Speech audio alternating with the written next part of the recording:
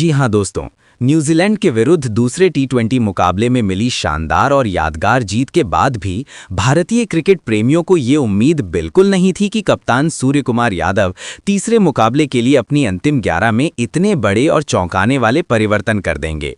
लेकिन दोस्तों, कप्तान ने वही किया जिसकी कल्पना शायद किसी ने नहीं की थी।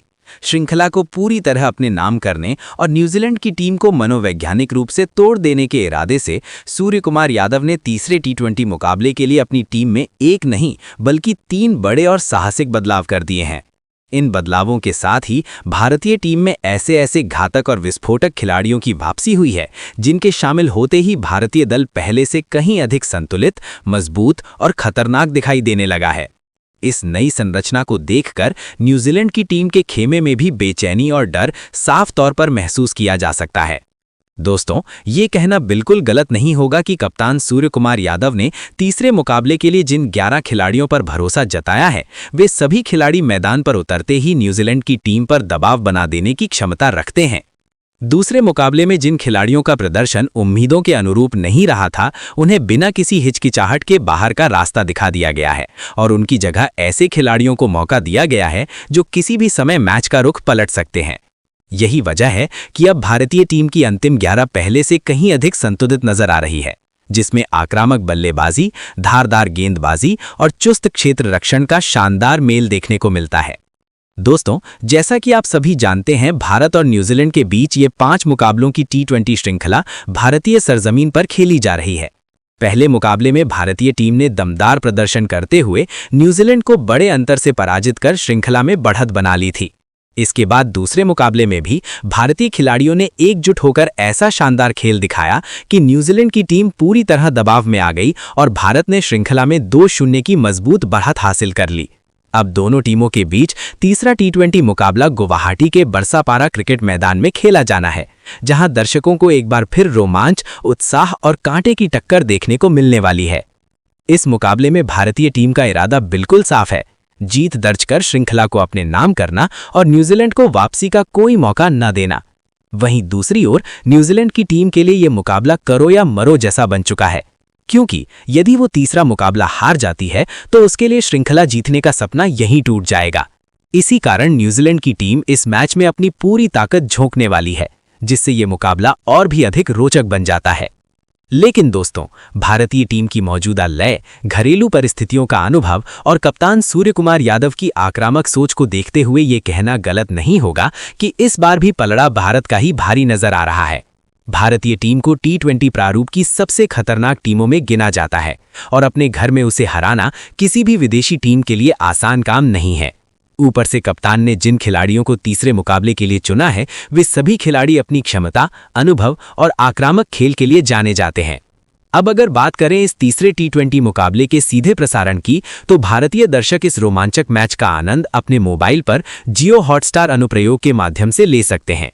वहीं जो दर्शक दूरदर्शन पर मैच देखना चाहते हैं, वे स्टार स्पोर्ट्स नेटवर्क के विभिन्न चैनलों पर इस मुकाबले का सीधा प्रसारण देख पाएंगे। कुल मिलाकर दोस्तों, तीसरा टी20 मुकाबला हर लिहाज से खास होने वाला है, जहां भारतीय टीम की नजरें श्रृंखला जीत पर होंगी और न्यूजीलैंड की टीम सम्मान बचाने की पूरी कोशिश करती दिखाई देगी।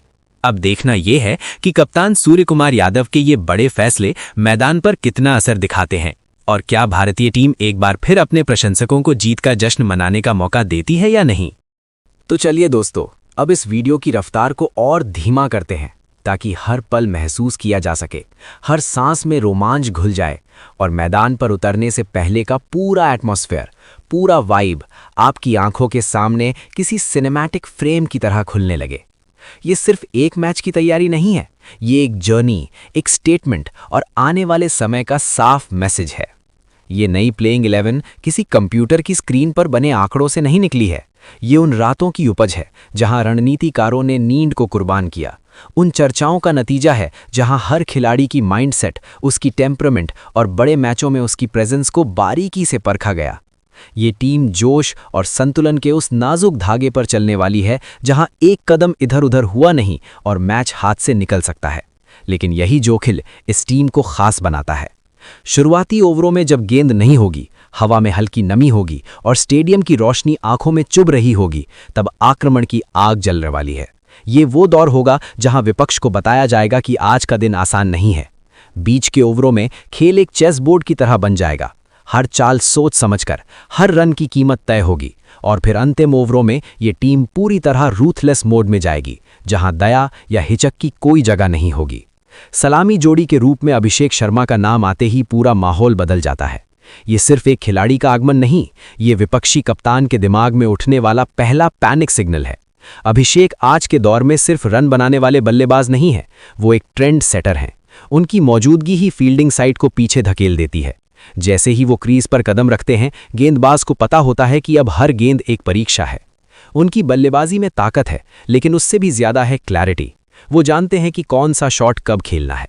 वो रन नहीं गिनते, वो मैच की नैरेटिव लिखते हैं। साल 2025 उनके करियर का वो टर्निंग पॉइंट बनकर आया, जिसने उन्हें सिर्फ भारत में ही नहीं बल्कि ग्लोबल स्टेज पर भी एक स्थापित नाम बना दिया। रैंकिंग्स, रिकॉर्ड्स और आंकड़े तो बस कागजी सबूत हैं। असली कहानी तो उनके चेहरे पर दिखने वाला वो ठहराव है जो कहता है, मैं तैयार हूं। उनके साथ पारी की शुरुआत करने के लिए संजू सैमसन का नाम एक अलग ही भाव पैदा करता है।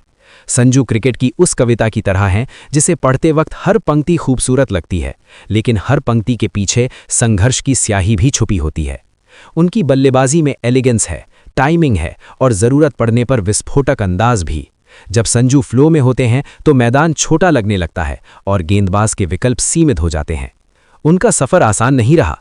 तारीफ और तानों, उम्मीदों और सवालों, इन सब के बीच खुद को संतुलित रखना कोई मामूली बात नहीं होती, लेकिन यही उतार चढ़ाव उन्हें अंदर से मजबूत बनाते गए। आज संजू सिर्फ एक बल्लेबाज नहीं बल्कि एक मैच्योर परफॉर्मर हैं, जो जानते हैं कि कब जोखिम लेना है और कब टीम के लिए दीवार बनकर खड़ा होना है। तीसरे क्रम पर ईशान किशन का आना इस कहानी में रिडेम्पशन आर्क जोड़ देता है। वो खिलाड़ी जिसने कम उम्र में शोहरत देखी, फिर उसी तेजी से सवालों के घेरे में भी आया।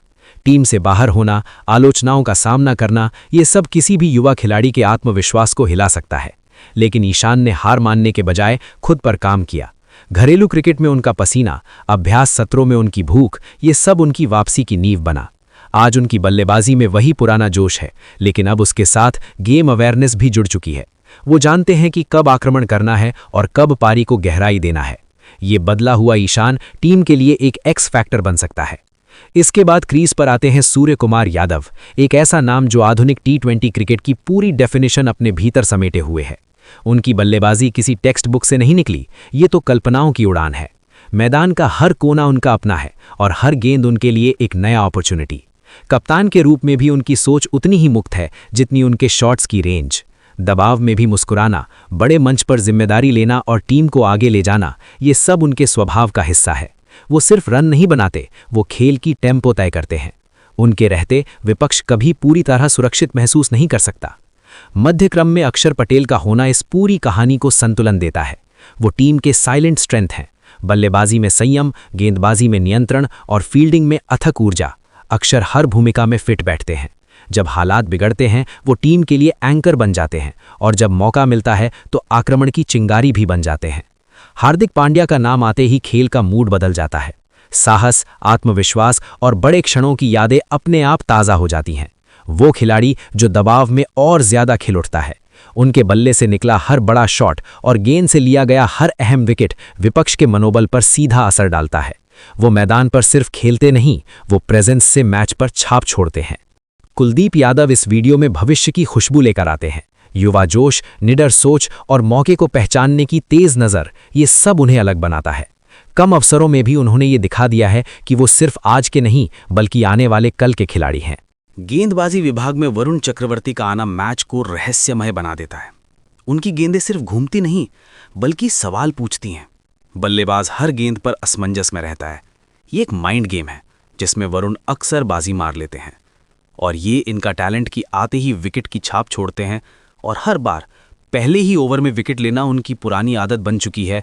जैसा कि आपने दोनों टी20 मैच में देखा होगा कि कैसे ज़बरदस्त इन्होंने परफॉर्म किया और सामने वाली टीम के मंजे हुए बल्लेबाज को सेकंडों में पवेलियन के बाहर भेज दिया।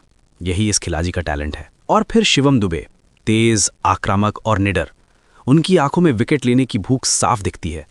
वो विपक्ष को सांस लेने का समय नहीं देते। हर ओवर के साथ दबाव बढ़ता जाता है और गलती की संभावना भी।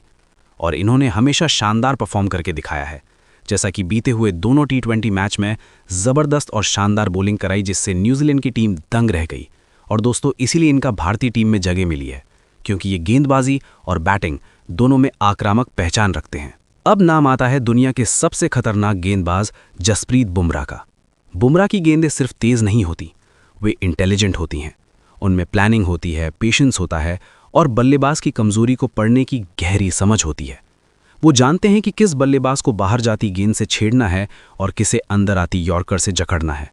नई गेंद से मूवमेंट निकालना हो, मिडिल ओवर्स में रिदम तोड़नी हो या डेथ ओवर्स में मैच को फ्रीज कर देना हो, बुमराह हर फेज में खुद को एलीट क्लास का गेंदबाज साबित करते हैं। उनकी यॉर्कर आज भी क्रिकेट की सबसे फियर्ड डिलीवरीज में गिनी जाती है। वो सिर्फ परफेक्ट लेंथ पर नहीं गिरती, बल्कि आखिरी क्षण में इतनी लेट डिप करती है कि बल्लेबाज का बैलेंस ही बिगड़ जाता है। बड़े बड़े फिनिशर्स जिनके नाम से गेंदबाज घबराते हैं, बुमराह के सामने आकर डिफेंसिव हो जाते हैं, और यही उनकी सबसे बड़ी जीत होती है। वो बल्लेबाज के माइंडसेट को बदल देते हैं। बड़े मुकाबलों में बुमराह और भी खतरनाक हो जाते हैं। जहां दबाव कई खिलाड़ियों को जकड़ लेता है, वहीं बुमराह और ज्यादा काम दिखते हैं। उनकी बॉडी लैंग्वेज में एक अलग ही अश्योरेंस होती है, मानो वो कह रहे हों, दिस इज माई मोमेंट। कई बार ऐसा लगता है कि मैच हाथ से निकल रहा है, लेकिन जैसे ही बुमराह गेंद थामते हैं, कहानी फिर से लिखी जाने लगती है। उनकी मौजूदगी पूरी टीम के लिए एक इमोशनल शील्ड की तरह होती है। और फिर इस कहानी में प्रवेश करते हैं अर्शदीप सिंह, नई पीढ़ी की उस सोच के साथ जो डर से नहीं, विश्वास से चलती है। अर्शदीप सिर्फ युवा गेंदबाज नहीं है, वो एक स्टेटमेंट ऑफ इंटेंट है। बाएं हाथ का ये तेज गेंदबाज अपनी एंगल और स्विंग से बल्लेबाज को लगातार असहज करता रहता है। उनकी गेंदबाजी में दिखावा नहीं, लेकिन इम्पैक्ट जरूर होता है। अर्शदीप की सबसे बड़ी ताकत उनकी कंट्रोल अंडर प्रेशर है। नई गेंद से वो हवा में सवाल खड़े करते हैं, क्या गेंद अंदर आएगी या बाहर जाएगी? और जैसे ही बल्लेबाज जवाब ढूंढने की कोशिश करता है, गलती हो जाती है। डेथ ओवर्स में उनका रोल और भी अहम हो जाता है। जहां हाथ कांप सकते हैं, वहीं अर्शदीप की लाइन लेंथ और क्लियरर हो जाती है। उनकी स्लोअर बॉल्स डिसेप्शन से भरी होती हैं और यॉर्कर में हंगर साफ दिखती है। उनका सफ़र आसान नहीं रहा। आलोचनाएं आईं, गलतियां हुईं, कुछ मोमेंट्स ऐसे भी आए जब आत्मविश्वास डगमगाया, लेकिन हर सेटबैक के बाद अर्शदीप और मजबूत होकर लौटे। यही स्ट्रगल उन्हें मेंटली टफ बनाता गया। आज उनकी आंखों में सिर्फ सपना नहीं, बल्कि बिलीव दिखाई देता है। बिलीव कि वो किसी भी स्टेज पर परफॉर्म कर सकते हैं। जब जसप्रीत बुमराह और अर्शदीप सिंह एक साथ मैदान पर होते हैं, तो ये सिर्फ एक बॉलिंग अटैक नहीं रहता, ये एक साइकोलॉजिकल वॉरफेयर बन जाता है। एक तरफ एक्सपीरियंस, क्लास और सर्जिकल प्रिसिजन, तो दूसरी तरफ यूथ, करेज और फियरलेस एग्जीक्यूशन। ये कॉम्बिनेशन विपक्ष को लगातार सोचने पर मजबूर करता है कि कहाँ हमला करें और किससे बचें। इस तरह ये पूरी टीम सिर्फ 11 नामों का समूह नहीं रह जाती, ये एक जीवित कहानी बन जाती है, जहां हर खिलाड़ी का अपना किरदार है, हर किरदार का अपना संघर्ष है और हर संघर्ष का एक मकसद है। ये प्लेइंग 11 मैदान पर उतरते समय सिर्फ जर्सी नहीं पहनती, ये अपने साथ उम्मीदें, जुनून, विश्वास और भारतीय क्रिकेट की नई आइडेंटिटी लेकर उतरती है। और जैसे ही पहला गेंद डाली जाएगी, ये कहानी शब्दों से निकलकर इतिहास के पन्नों में लिखी जाने लगेगी।